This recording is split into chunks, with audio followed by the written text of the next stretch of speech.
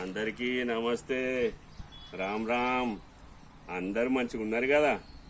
మీరు అందరు మంచిగా ఉంటారులే కానీ యోగి చెరుకాడి ముచ్చట చూపించడానికే ఈ చెరుకాడికి వచ్చినాం. ఒకసారి ఇలా ముచ్చట ఏందో చూడుండ్రి.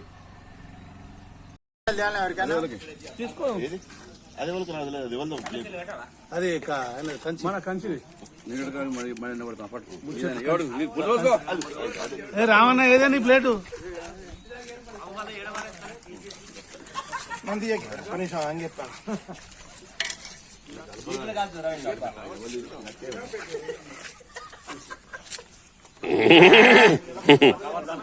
కంచనా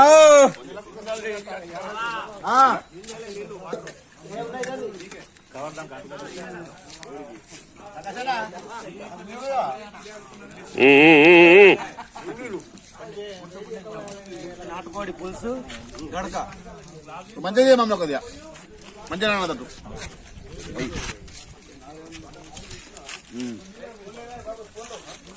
అంతన్న ముచ్చట్లకు జై ముచ్చట్లకు జై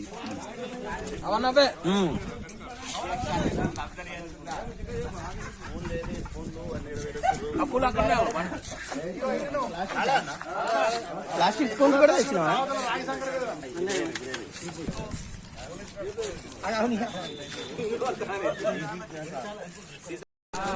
మొన్నదా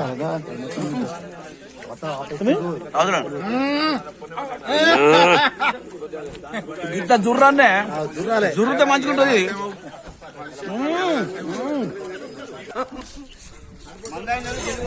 జై శ్రీరామ్. ఈ ఈతలో ప్రోగ్రాం ఏంటంటే వయసుకు సంబంధం లేదు.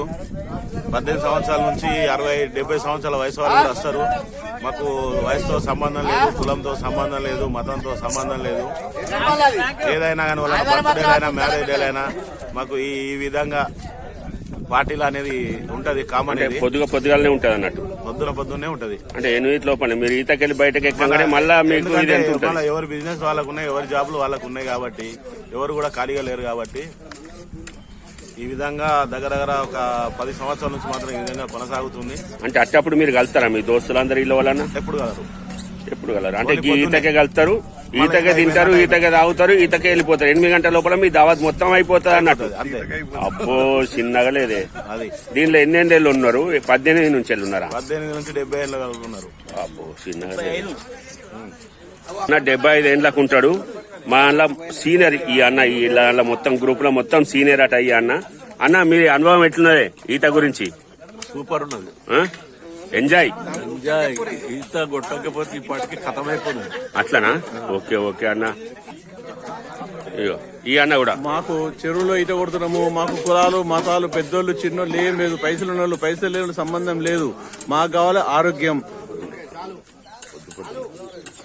పొద్దున్నే మాకు తినాలనిపించింది అనుకో తింటాము, తాగుదే అనుకో తాగుతాము. కానీ కష్టంగా తాగాలని కష్టంగా తినాలని రూల్ ఏం లేదు. ఎవరి సంతోషం వాళ్ళు పోటీ పెడుతుంటారు ఇక్కడ. నేనని తాగుడు భయం లేదు, తినడు భయం లేదు. సంజీవ్ అన్న అని ప్రేక్షకులకు నమస్కారం. ఇంత హ్యాపీగా ఉంటున్నాం అంటే స్విమ్మింగే కారణం దీనికి.